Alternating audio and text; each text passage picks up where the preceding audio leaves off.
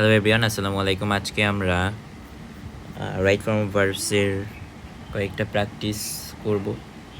দেখো, প্রথমটা আছে দেয়ার আর মেনি পিপল হু, আচ্ছা এক মিনিট,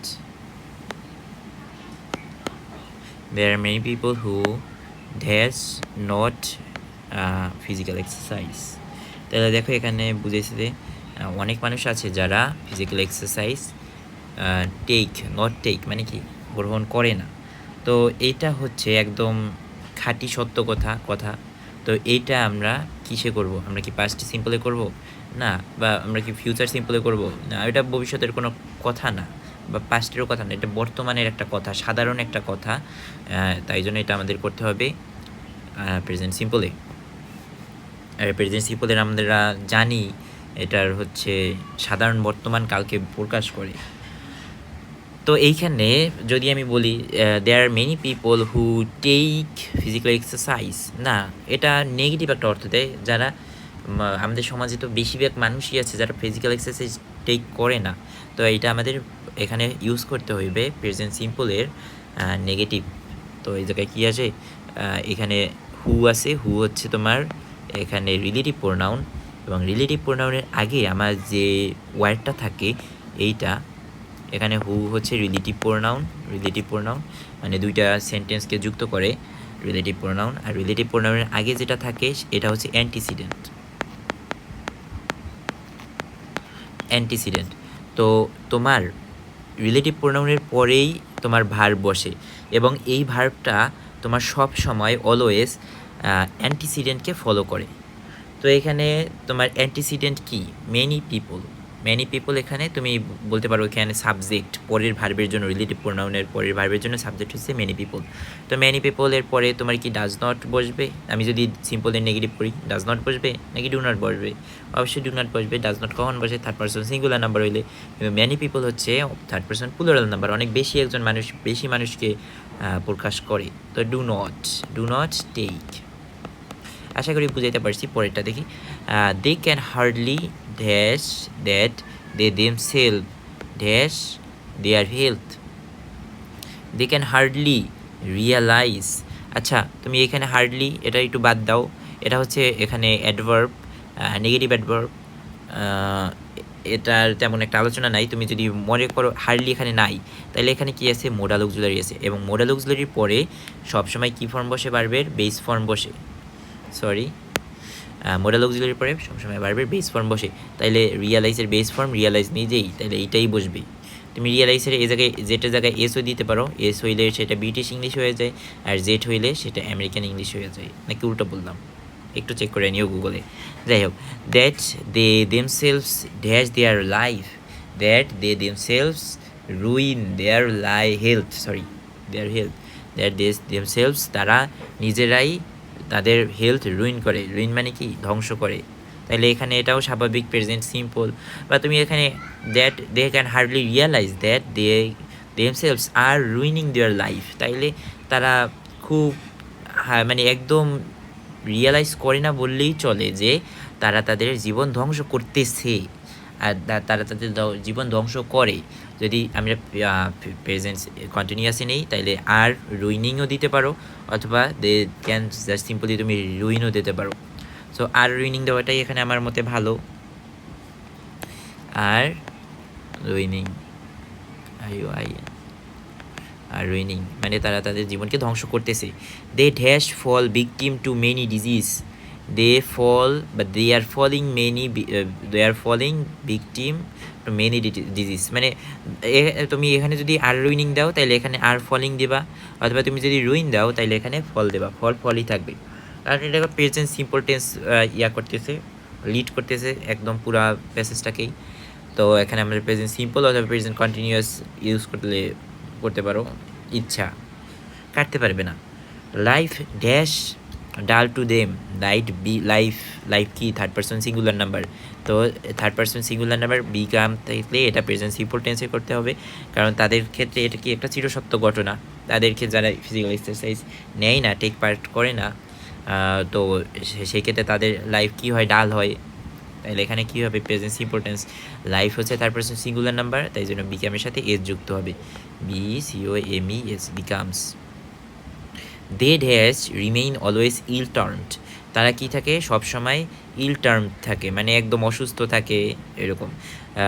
তাইলে এখানে দে রিমেইন নিজেই থাকবে, এখানে কিন্তু আবার রিমেইনস দিও না, কারণ দে হচ্ছে থার্ড পারসন প্লুরাল নাম্বার এবং প্রেজেন্ট ইনডিফিনিট টেন্সে কোনো সময় এস যোগ হয় না। প্রেজেন্ট ইনডিফিনিটে থার্ড পারসন প্লুরাল নাম্বার হলে কিন্তু এস যোগ হয় না, সিঙ্গুলার হলে এস যোগ হয়। উইও কিন্তু third person plural number. We build good health and sound mind through physical exercise, তো এখানে উই বিল্ড দিলে আমরা গঠন করি গুড হেলথ, বা আমরা সাউন্ড মাইন্ড মানে সুস্থ মন গঠন করতে পারি বা তৈরি করতে পারি থ্রু ফিজিক্যাল এক্সারসাইজ, মানে ফিজিক্যাল এক্সারসাইজের মধ্য দিয়ে। তো এটা কিন্তু তুমি উই বিল্ড আমরা তৈরি করি, আর আমি যদি আরও এই সেন্টেন্স সুন্দর করতে চাই, অর্থপূর্ণ করতে চাই, তাহলে আমার কী করতে হবে, আমরা গঠন করতে পারি ফিজিক্যাল এক্সারসাইজের মাধ্যমে, এরকম একটা অর্থ দিলে ভালো হয় না? তো এই ক্ষেত্রে তোমার এখানে কী দিতে হবে, পারি, পারা ইংলিশ কি ক্যান, তাহলে ক্যান হচ্ছে মোডাল অক্সিলারি পরে সবসময় কি ভার্বের বেস ফর্ম পরে বসবে, তাহলে কী আসবে, উই ক্যান বিল্ড, আমরা গঠন করতে পারি গুড হেলথ মানে সুস্থ দেহ, অ্যান্ড সাউন্ড মাইন্ড সুস্থ মন, থ্রু ফিজিক্যাল এক্সারসাইজের মধ্য দিয়ে। Physical exercise dash our body active and the muscles strong, তাইলে এখানে কি হইবে, ফিজিক্যাল এক্সারসাইজ এটা কিন্তু থার্ড পারসন সিঙ্গুলার নাম্বার, হ্যাঁ third person singular number, third singular. তো এরপরে তোমার কি আছে, মেক আছে, তাহলে ফিজিক্যাল এক্সারসাইজ মেক্স, এটাও সিম্পল সেন্টেন্স এবং এটা একটা চিরসত্য ঘটনা, makes our body active and the muscles strong. হ্যাঁ, ইট অলসো এইটাও কিন্তু থার্ড পারসন সিঙ্গুলার নাম্বার হইলে তাহলে এটাও প্রেজেন্ট ইনডিফিনিটে কী হয়, ভার্বের সাথে এস বা এস যোগ হয়, তাহলে improves our power of digestion, হজম শক্তি, and blood circulation. It dash strength to our brain, it gives strength, তাহলে কী হবে, গিভস, এই সেম জিনিস থার্ড পারসন সিঙ্গুলার নাম্বার। আশা করি এটা বুঝতে পারছো এবং এটা খুবই ইজি ছিল, খুবই ইজি। হ্যাঁ, আমরা পরেরটায় যদি যাই, today we dash a free nation. আমি গত ক্লাসে বলেছিলাম, গত ক্লাসের লাস্টে একদম পার্টে, যে ভি ভার্ব হচ্ছে তোমার 8টা ভার্বকে রিপ্রেজেন্ট করে। তো এইখানে today we dash a free nation, today we are, এটা হচ্ছে প্রেজেন্ট সিম্পল টেন্স, আমরা বর্তমানে একটা কি ফ্রি নেশন। তো উই এর পরে তো ইজ বসবে না, বা উই টুডে আছে, তাইলে এটা কি তুমি বুঝতেই পারতেছো বর্তমানকে নির্দেশ করে। তো উই এর পরে ওয়াজ বা ওয়ার বসার কোনো চিন্তাই আসবে না, কারণ টুডে আছে। ইয়েস্টারডে থাকলে আমরা উইয়ের কথা ভাবতাম, ওয়ারের কথা ভাবতাম। তারপর we dash to take great pains to achieve freedom, we had to take great pains to achieve freedom, সেটা একটা অতীতের কথা বোঝায়, যে আমাদের একটা অনেক কষ্টকর একটা পেইন বা হ্যাঁ এই কষ্ট হয়েছিল, মানে কষ্ট নিতে হয়েছিল, তাহলে এই জায়গায় হ্যাড টু এটা যদি একে প্রেজেন্ট ফর্ম, তাহলে কি হয়, হ্যাভ টু হয় কখন, যখন করতে হয়, আমার খেতে হয়, আই হ্যাভ টু ইট, আর আমার খেতে হয়েছিল, আই হ্যাড টু ইট, এরকম। তো এখানে আমাদের কি অনেক কষ্ট নিতে হয়েছিল, টেক মানে নিতে হয়েছিল, to achieve freedom. Our war of liberation dash place in 1971, তো এইটা একটা 1971-এর একটা পিছনে একটা ঘটনা, তাইলে টেক এখানে হয়ে যাবে কি টুক, এবং টুক প্লেস মানে ঘটেছিল, ঘটা, টেক প্লেস মানে এটা কিন্তু অর্থ এরকম না, জায়গা নেওয়া না, এটার অর্থ টেক প্লেস, একটা সুন্দর একটা ইডিয়ম, টেক প্লেস অর্থ ঘটা, আর টুক প্লেস মানে ঘটেছিল। তাহলে আমাদের লিবারেশন ওয়ার ঘটেছিল বা হয়েছিল বলতে পারো 1971-এ। People of all works of life মানে কি, সকল শ্রেণীর মানুষ, সকল হাঁটার মানুষ না কিন্তু, আচ্ছা, people of all works of life come forward and got involved in the war directly or indirectly. যাই হোক, এটা পিপল হচ্ছে এখানে মেইন মানে subject, all works of life এটা কিন্তু সাবজেক্ট না। তো এটা অতীতের একটা ঘটনা নির্দেশ করে, তাহলে কাম হয়ে যাবে কি came, be to came, and got involved. এখানে ইনভলভটা কেন হলো? এটা হচ্ছে positive verb,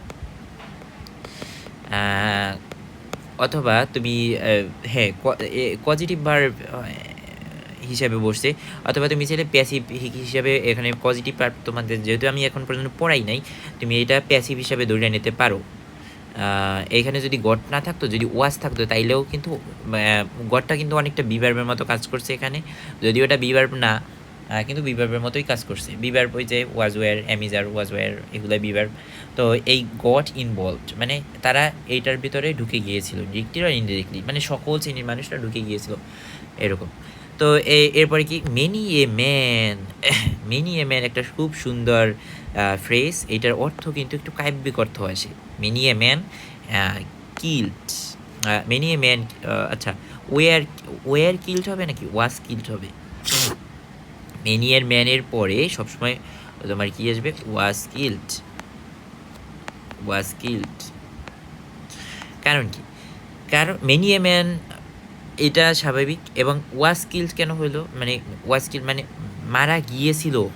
many a man, যদি মেনি এ ম্যান অর্থ কি? আচ্ছা মেনি এ ম্যান অর্থ হচ্ছে কতই না, হ্যাঁ মেনি এ ম্যান একটু কাব্যিক কাব্যিক ভাব দেয়, কতই না, কতই না মারা গিয়েছিল ইন দ্য ব্যাটেল ফিল্ড, কতই না।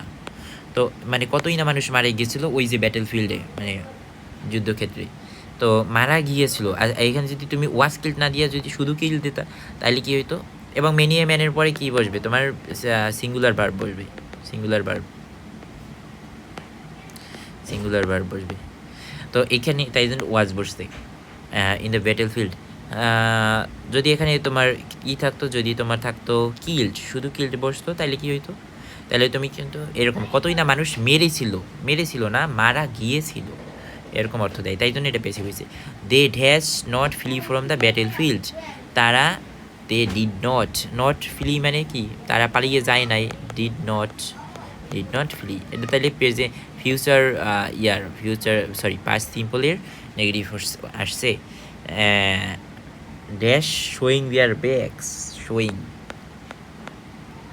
তাদের পিছন দেখিয়ে তারা পালিয়ে যায় নাই। এখানে শোয়িং কেন হইলো? কারণ একটা অলরেডি ভার্ব আমরা মেইন ভার্ব ইউজ করছি, পরের সে ভার্ব ইউজ করলে আমাদের হয় আইএনজি ফর্ম ইউজ করতে হয়, নাইলে টু ভার্ব ইউজ করতে হয়। তো এখানে শোয়িং দেখাইয়া, দেখাইয়া, আর টু শো কখন হইবে? দেখে, দেখে যদি হইতো তাইলে টু প্লাস শো বা দেখানো এরকম, আর দেখাইয়া এরকম অর্থ দেয়।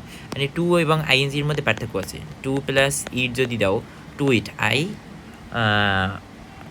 লিভ টু ইট, বা আমি আই ইট টু লিভ, এরকম যদি থাকে, আমি খাই বাস করার জন্য, I live for, I eat living, আমি খাওয়ার জন্য, মানে আমি বাস করার জন্য খাই, এরকম অর্থ দেয়।